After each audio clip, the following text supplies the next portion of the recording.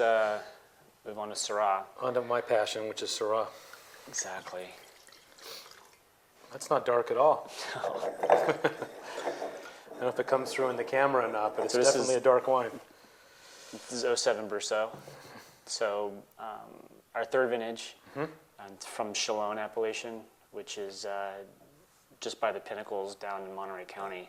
So it's on the opposite side of the hill. It's actually a good juxtaposition to have this wine compared to Gary's, because it's actually, whereas Gary's is in the San Lucia Highlands, this is the Gavilan range, so two completely different soil types.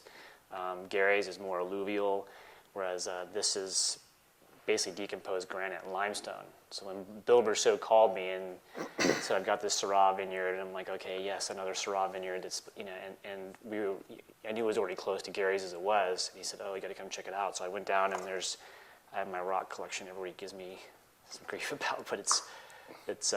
And if you can see this on the camera, this is like a big, gigantic piece of chalk, and you rub your hands against it. It puts a white film on your skin and fingers. And then this looks almost like something you could take. It will come out of the kitchen with the different brown and green colors on it. Definitely like a piece of like a rough piece of granite. Yeah, it's decomposed, so you can see it's friable in your fingers, and it does. It kind of breaks apart. So the thing that attracted to me is, you know that I spent some time working in Northern Rome for Chapoutier, and the main hill of Bessard is all decomposed granite. So I saw this, it was like, it's something interesting has to come off of it. But certainly all of our Syrahs for the most part are like more soil driven, from a standpoint of why I'm kind of venture all over the state. Again, why we're James Berry with calcareous shale, to this vineyard, to Hawks Butte with schist and others. So it's certainly look where there's rock. Want to see Syrah kind of growing out of it, so to speak. That's the one thing that I've appreciated about Copan and about yourself over the years, is that there's a sincerity about where you buy your fruit from and the soil and the land that produces it, because it has to have some feature that's compelling to you, because you want that expressed in the wine and the glass when you make it. And I think that's one of the things that's drawn me to you over the years. This is just an example of it here. Yeah, it's fun. You can put that out there. So again, you see something like that, something interesting has to come off of it. At least that's what you tell yourself when people, again, ask me, what are you doing in this vineyard? And so this is 07, I started to do kind of the same shift with the Syrahs.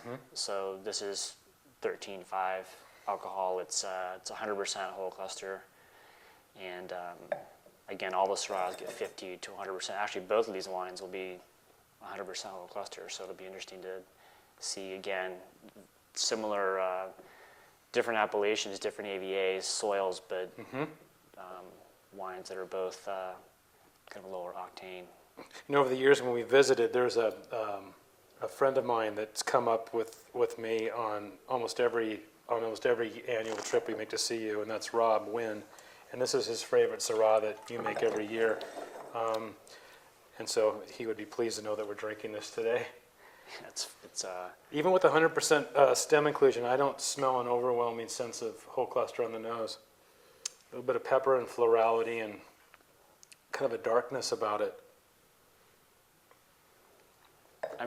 You and I talked about it as well.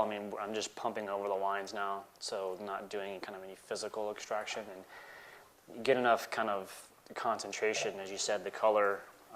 Very dark, very dark. Syrah, we have no problem getting color out of it.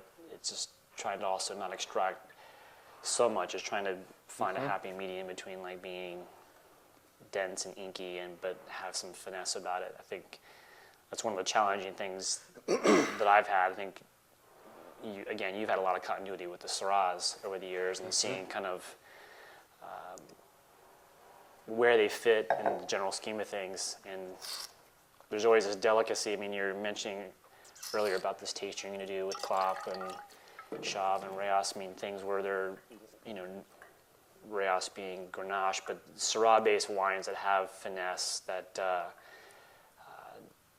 show kind of the other side again of Syrah, we were talking about Pinot Noir kind of having either the fruit kind of driven in or just a laser and somewhere between, and that's what I'm trying to hopefully find with the Syrahs. And it's, I mean, I guess one thing that's been interesting is to get your take on it, because you've seen kind of the transition from.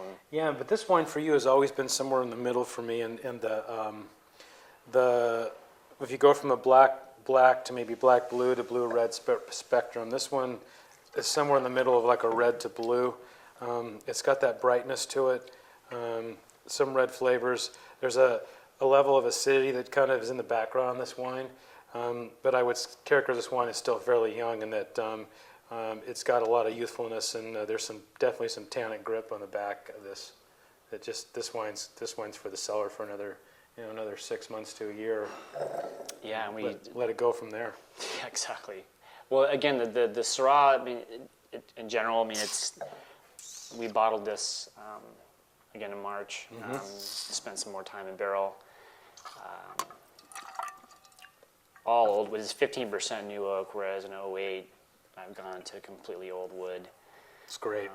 So again, trying to move away from any kind of oak influence on the wines, particularly for the Syrahs.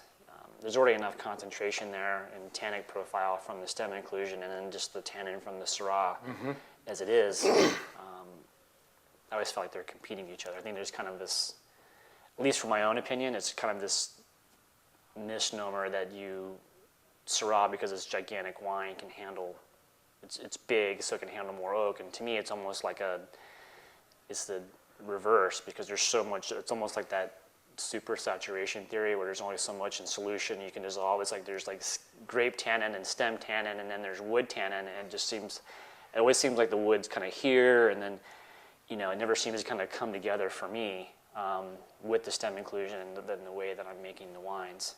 I'm glad to hear that you've backed out some of the wood, because I think you're moving more and more towards a standpoint of purity and just letting the soil and the terroir of where you're getting this fruit from these different places really speak and talk. And this wine is definitely more towards the red side, and a wine that's got a long life ahead of it for sure.